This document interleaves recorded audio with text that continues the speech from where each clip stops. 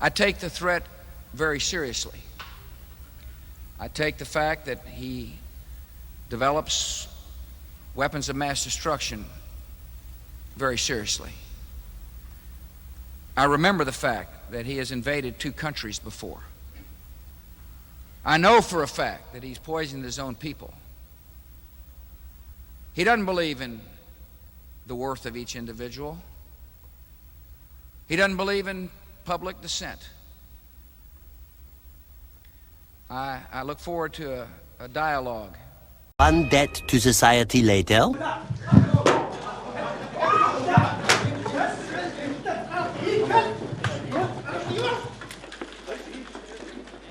Alright guys, so I stumbled across this clip that might be the Freudian slip of the century, coming from no other than former President George W.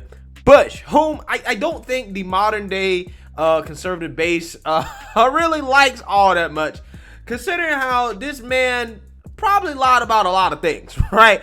It seems that the neocon part of the Republican Party seems to not be very popular. The Bushes, the Cheneys, right? The Lindsey Grahams, the late John McCain's, okay, the Dan Crenshaws, right, who Tucker Carlson calls the eye patch McCain, right? Those people in the Republican Party, the war hawks, the neocons of the Republican Party, don't appear to be very popular among the base anymore, right? And I think that George W. Bush is one of those men that actually started that, right? They started the trend of people in the Republican Party questioning the Republican establishment, especially when it comes to wars, right?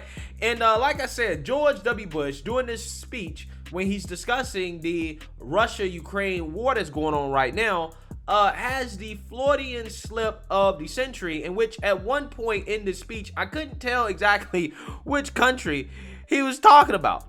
So before I get in there, I just want to let you guys know, if you like my channel, you want to support my channel, you can do so using the links in the description below. You support the Patreon, you support the PayPal, you support the merch. There are multiple ways to support the channel if you would like to do so. And I appreciate each and every last one of you who have done so. So without further ado, let's go ahead and get into this clip of George Bush and what I'm calling the biggest Freudian slip of the century. Take a look. In contrast, Russian elections are rigged. Political opponents are imprisoned or otherwise eliminated from participating in the electoral process. The result is an absence of checks and balances in Russia and the decision of one man to launch a wholly unjustified and brutal invasion of of Ukraine. Iraq too. Anyway.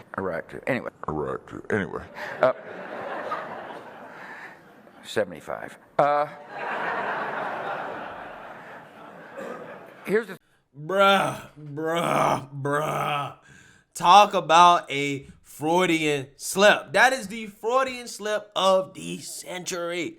Okay, as George W. Bush, right, when discussing the war in Ukraine, right, between Russia and Ukraine, at points during what he was talking about, I was confused in regards to which country he was actually referring to, right? Because it sounds to me like he was accusing Putin of doing all the things that the United States does, right? Especially the part where he talked about how one man launched a unjustified and brutal invasion of a foreign country, in which during his speech here, he gets Iraq and Ukraine mixed up, right? And the irony here is just so crazy, because you could argue that George Bush, right, launched an unjustified and brutal invasion of Iraq based off a lie, right? The lie that Saddam Hussein had weapons of mass destruction, right? Which is the reason why they told us that we went into Iraq. Now, initially, they tried to tell us that, Iraq had something to do with, 9/11, that Saddam had something to do with 9/11. When that didn't work on the American public, all of a sudden, oh, no, he has weapons of mass destruction, right? WMDs, okay?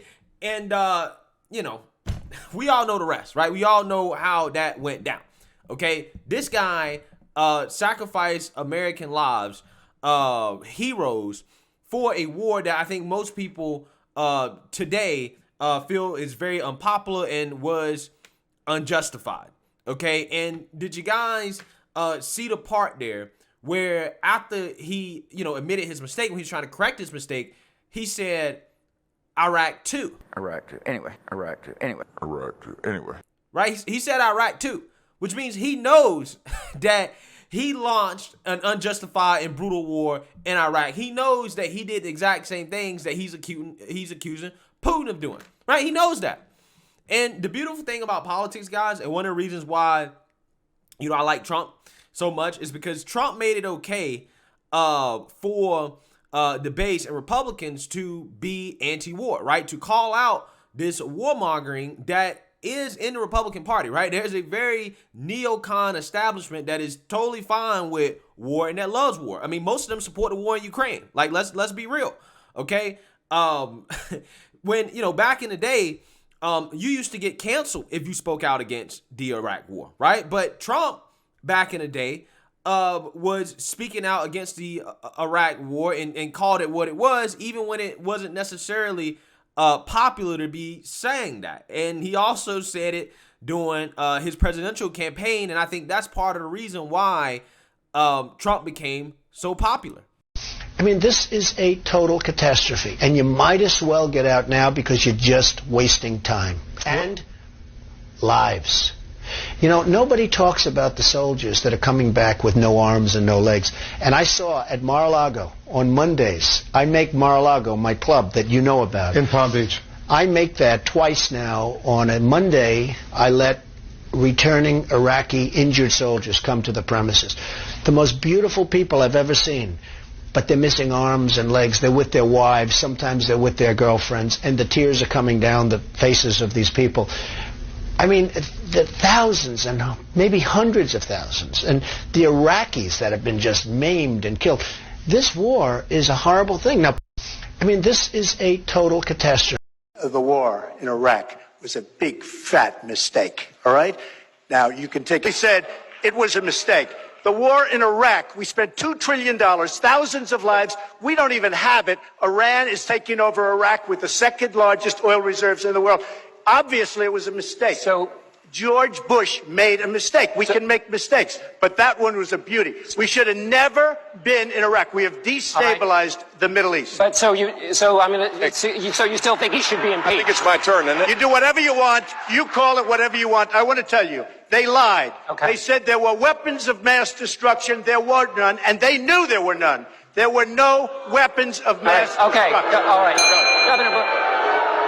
Yeah, so that's vintage Trump, right? That is vintage prime Trump, single-handedly taking down the family dynasty known as the Bushes, right? Jeb Bush has not been relevant since then, okay? Has anybody heard from Jeb Bush, right? Has anybody heard from Jeb Bush? Any of the Bushes, okay? There's a lot of them out there that are in politics.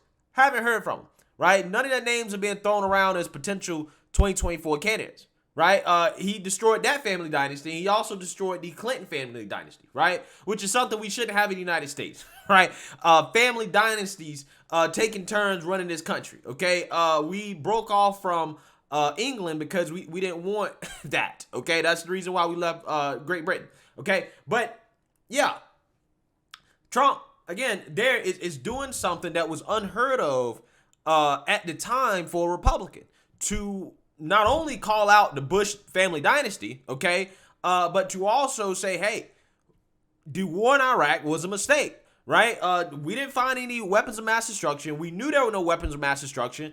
And we basically started a war and sacrificed American lives and heroes based off a lie, right? That's what we did, okay? And Trump called that out. And I think, again, that is one of the moments that made Trump who he is.